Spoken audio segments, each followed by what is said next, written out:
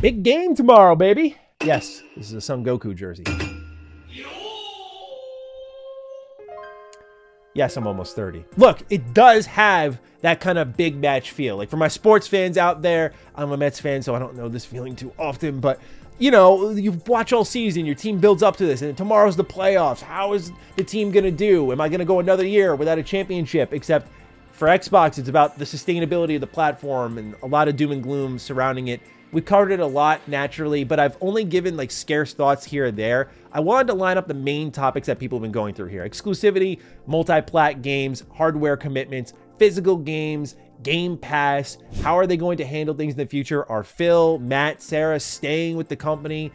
All of these I want to address here today and give my thoughts on how I think things are going to go, because Xbox's communication needs to be more on point than ever, and I don't know how much faith I have in that. So we shall see. But ladies and gentlemen, I typically do these expectation videos for like big summer showcases, a bit different this time around. So welcome aboard. Looking forward to hearing your thoughts down below. Before we begin, a quick word from today's sponsor. The following video is brought to you by BetterHelp. We're only a couple of months into a brand new year, and I know this is a good time for us to stop and reflect. But what I want to make sure you know is that whether it's any day, week, month of this year, there's always a good time to stop, reflect, and maybe even seek out therapy. It's something I've done recently, and that's been through BetterHelp, who I'm here to tell you about today. For me, I revolved my entire life around goal setting, minor and major. Minor in the sense of like, what work do I need to do today to get to playing video games, to like, what major goals do I want to accomplish this year, like say getting my video game a publisher. And BetterHelp lets you create smart goals, specific, measurable, attainable, relevant, and time-bound goals that set you up for success. The best thing about BetterHelp is options. Not a lot of people like going in person. Some people like it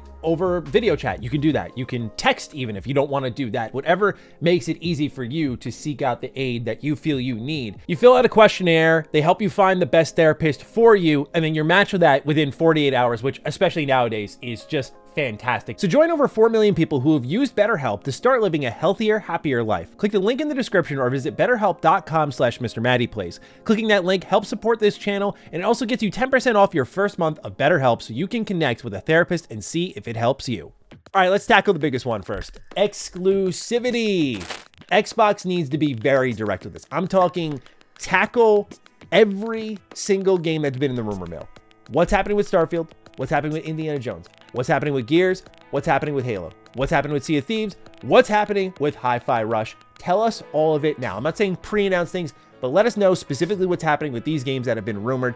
Xbox cannot afford to speak in generalizations this time around because a lot of people are seeing this as commitment wavering and people need communication now. The reason I don't have a ton of faith in this aspect of the podcast that we're going to get is because when it comes to exclusivity, we still have question marks about Bethesda games. We still don't know, let's say a new Doom comes out.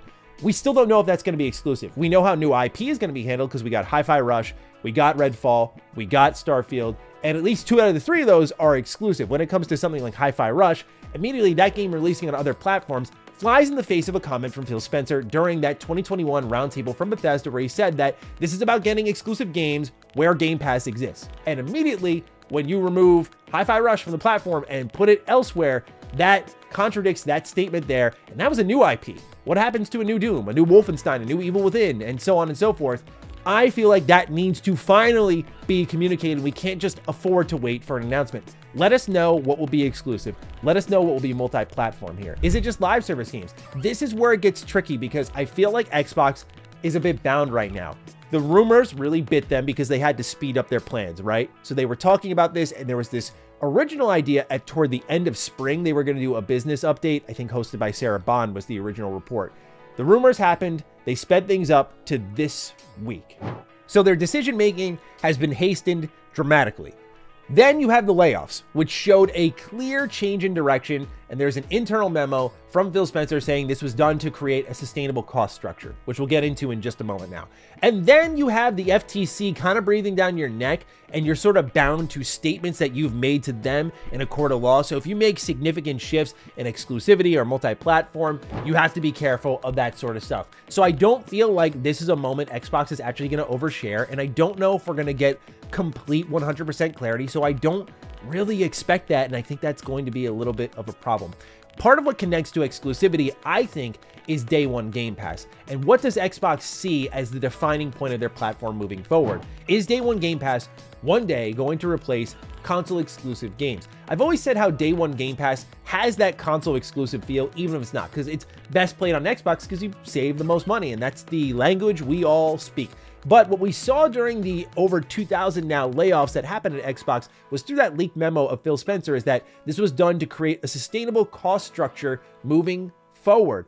Okay, so if you're doing something like that, has day one Game Pass bit you in the butt? Can you no longer do that? Or to sustain that, do you need to sell games multi-platform, right?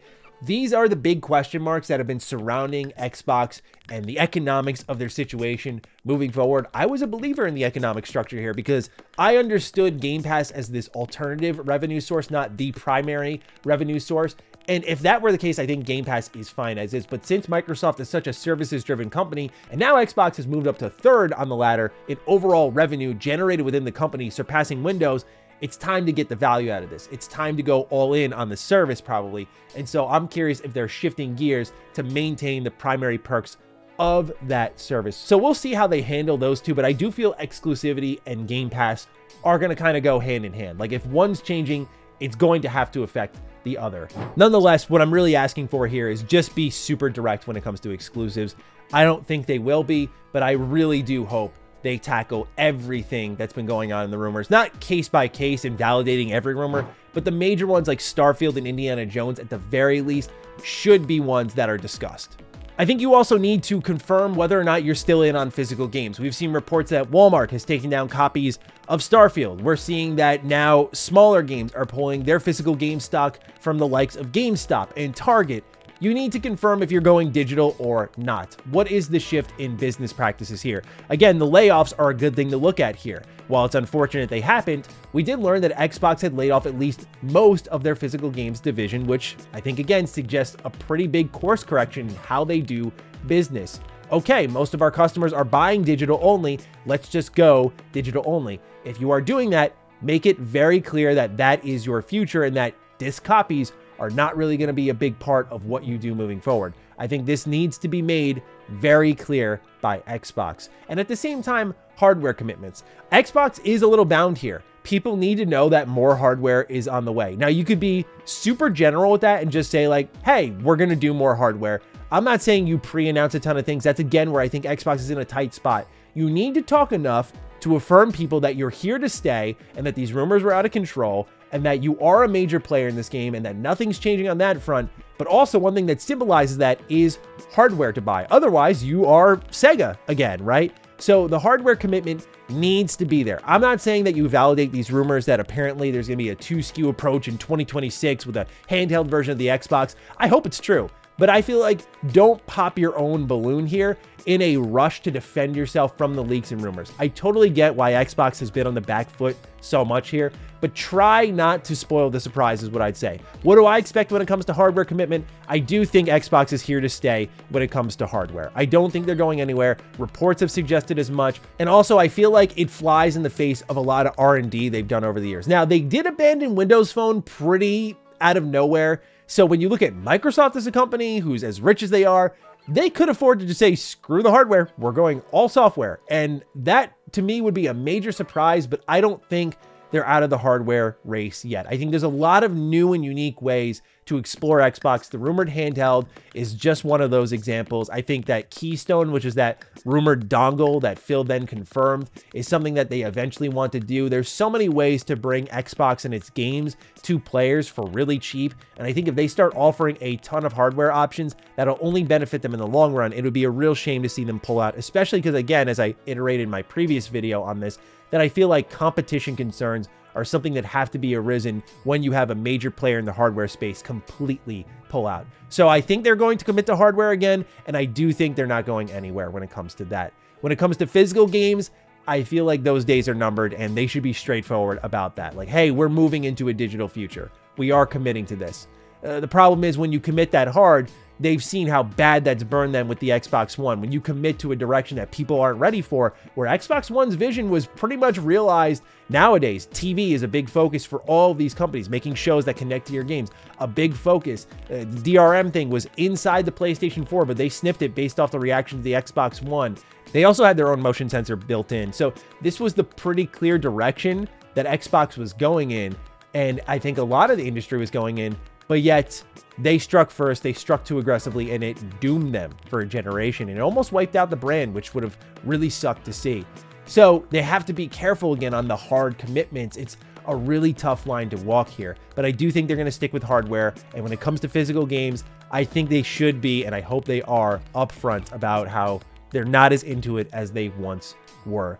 Big question here is, are Phil, Sarah, and Matt staying with Xbox? I asked this because of two things. For starters, I look at Phil specifically, and I'm not trying to say this to oversympathize, but I do wonder how many times he can take the hit. He has come out over and over and over this generation, from Redfall to now this, as good examples, just discussing the latest tragedy of Xbox. And for once, I think as a fan of Xbox, I would love to see this company come out with a little bit of swagger and a little bit of confidence and not always be defending themselves, but instead making strides to move gaming forward. And I feel like we just don't get that enough. And I wonder if, because they're on the receiving end of so much of this backlash, number one, does Microsoft identify this as incompetency? Number two, if the vision has dramatically shifted, are their days numbered because it's not their vision any longer, it's Microsoft's vision? I feel like when it comes to this, this won't be confirmed during this business update event. They're not going to say, yeah, and I'm out of here. Thank you so much. Goodbye. I feel it'll come separately from the event because, again, if this is Microsoft controlling the situation, you probably don't want the faces of Xbox to leave right on the grandest stage of them all and be like, yep, and this is it for me, and this is the future, because all that does is send the message out to die. So I don't think we're going to learn about this at this particular event. I do feel like if the vision hasn't shifted a ton here, or it's a compromise between both visions, that these three are here to stay. I do think, though, if it's been a dramatic shift, and this is not the Phil Spencer vision that was really starting to become implemented in 2018, I do think some of these folks are going to leave, believe you me. But that is only if the vision shifts dramatically. We will see in due time, naturally, but right now I don't think we're going to get any ideas of where they're all going. Plus, Phil and Matt were recently promoted, but that doesn't necessarily mean they can't leave. We've seen people in promoted spots leave companies pretty readily. And then the last thing is discussing leaks moving forward. This is kind of like a bonus one that I wanted to throw in there because I feel like Xbox really gets hit by the rumor mill often. And that's because their company is so big. They have Microsoft attached to them. They have things from the FTC leaks, which was done by their own hand, all the way to people murmuring about every story we're talking about here today, which is why the reason we're able to make this video with such educated topics of discussion is because it's like we all have a shared common knowledge thanks to someone in Xbox leaking all of this. Every company has their leaks. I think this one was not handled super well and that Xbox really let it spiral. I don't think they saw this coming, and so I think they had to move quickly, but the amount of time this was given to circulate is pretty ridiculous.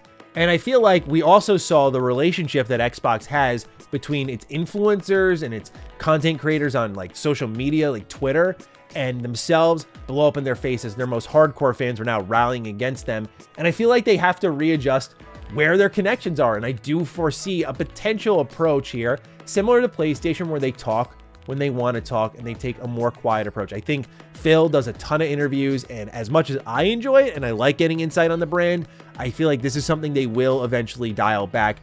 And in the terms of leaks moving forward, I do hope they say that they're going to, you know, start handling them a little quicker and nip them in the bud when they first start to pop up. I think this is something that's important because Xbox as a brand needs clarity, and there's going to be more leaks, and you need to address how those will be handled moving forward. Do I expect them to do so? No, because no company in their right mind wants to suggest that more leaks are going to happen at their company.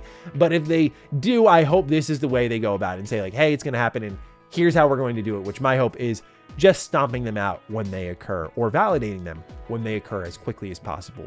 So that's my expectations for the Xbox business update. I'm looking forward to getting your thoughts. Please do fire away. And with that, take excellent care of yourselves. I'll catch you next time around. Stay sexy, stay active. I love you all. Peace.